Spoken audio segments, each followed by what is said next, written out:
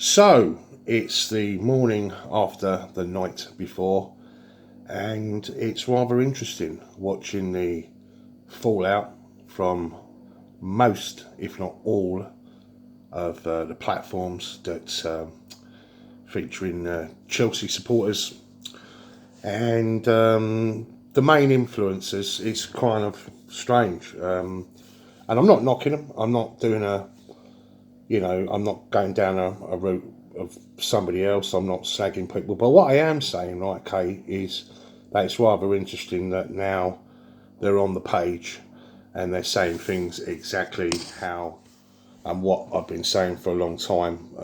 Blue Lions, Eunice, George Benson,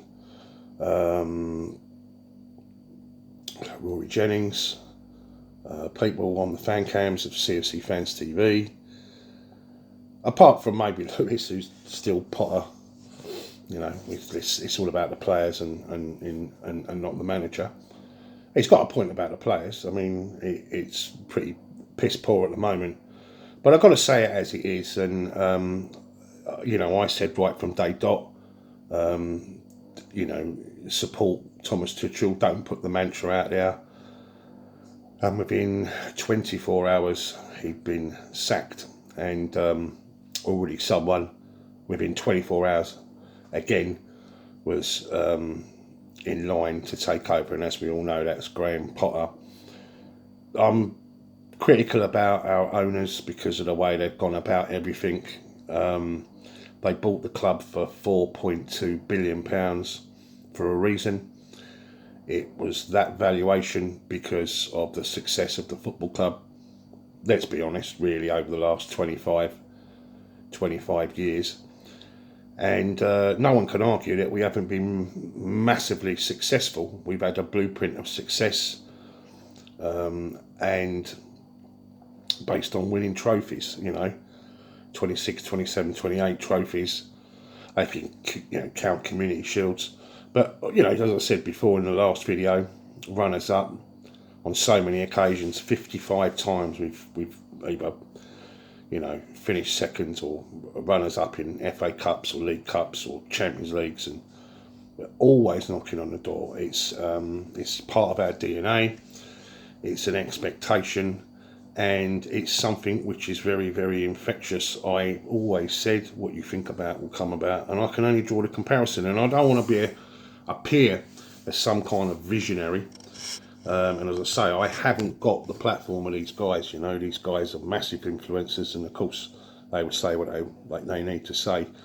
But I was very, very critical. I said, we need to get behind Tuchel, and what we should never have done is rip the foundations of the football club to bits. And what I mean by that is the entire line management, all the managerial circumstances. We were asking Thomas Tuchel to do a job which was ridiculous, because part of the reasons why he loved Chelsea so much and he got such a fantastic success, this is prior to the sanctions, was the fact that all he did was really concentrate on what he does best, and that was coaching. And he loved that line management scenario, a massive relationship with Petr Cech and Bruce Buck and Marina Gabeschaya.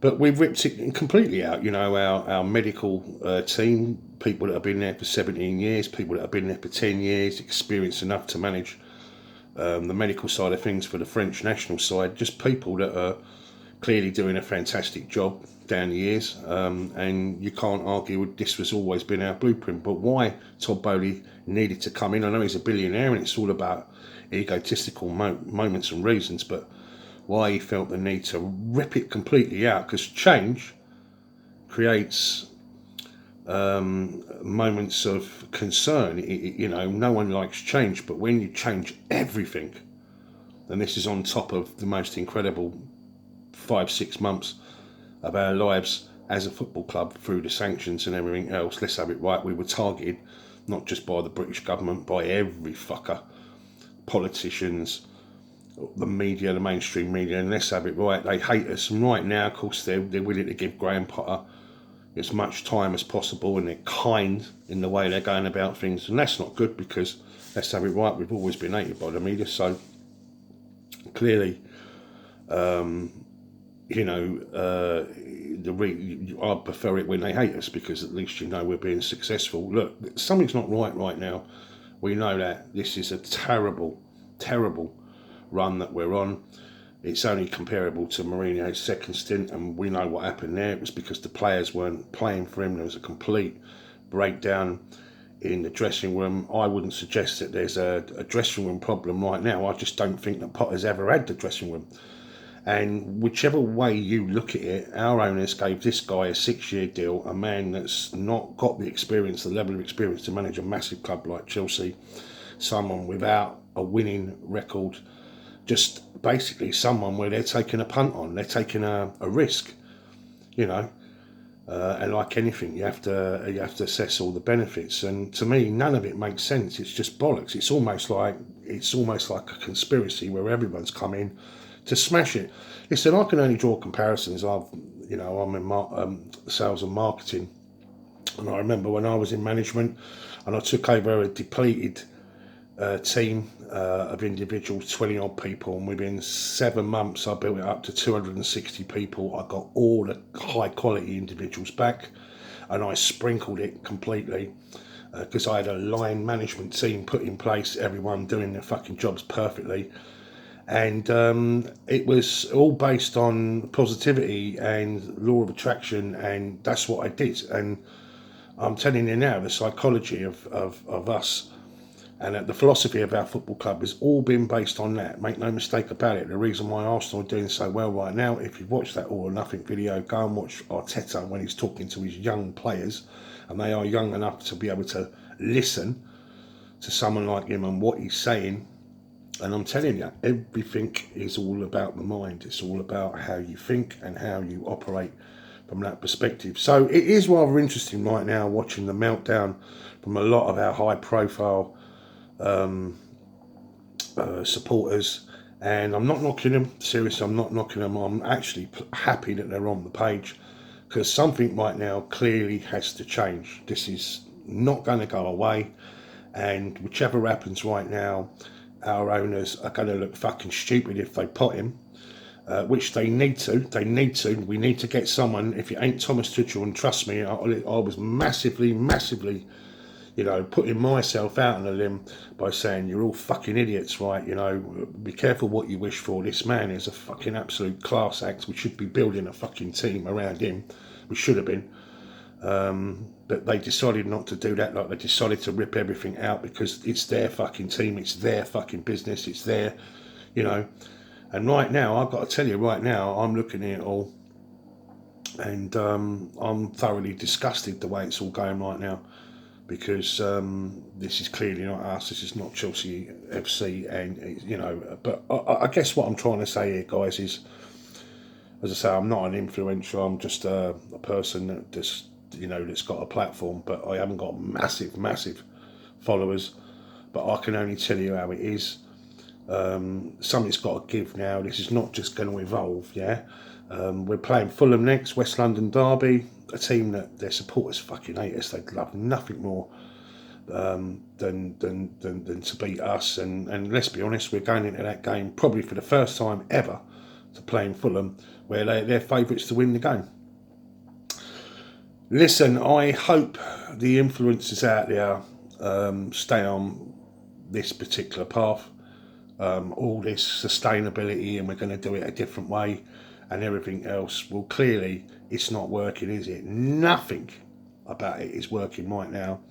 That performance, as well as many performances, has been absolutely... Can you tell me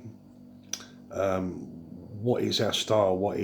How do we set up now? Do you know? I mean, look at the amount of changes he's made. Look, it's just too much, guys, yeah? He's got to go, and Todd Boehly, you need to fucking fix this, because it's you that's created that, this particular problem. And listen, I'm here to be shot at, yeah, for saying what I'm saying, but I can only say it as I fucking say it. And when the supporters are singing Thomas Tuchel, and I noticed there, Lewis, on your particular... Listen, I love you to bits, mate, but I noticed that you put out, well, you didn't really understand why that was being sung. Well, that was being sung because it was a message to the board. Why and what did you fucking do?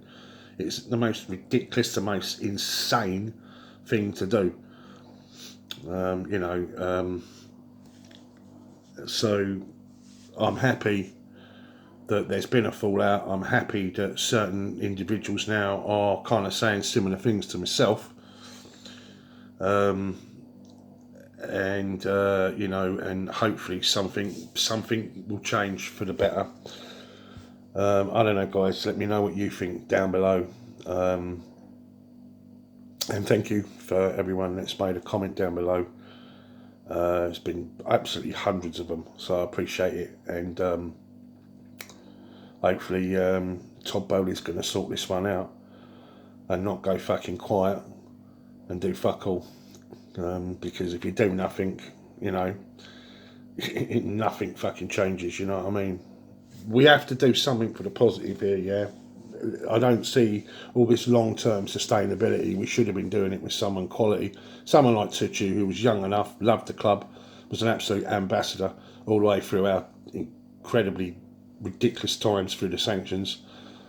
And someone that clearly is a superior tactician, man psychologist, man management, than someone that's fucking done a course at the university. It's all about people skills. It's all about proactivity. And listen, as I say, I'm no Plato or Socrates or Aristotle. What I am is just a normal fucking bod that loves the fucking club. Been going 40 odd years, so I feel I've got a voice. But also someone that understands psychology and the role of how you think. Much love, guys, and up the Chelsea. Todd Boehly, do it now.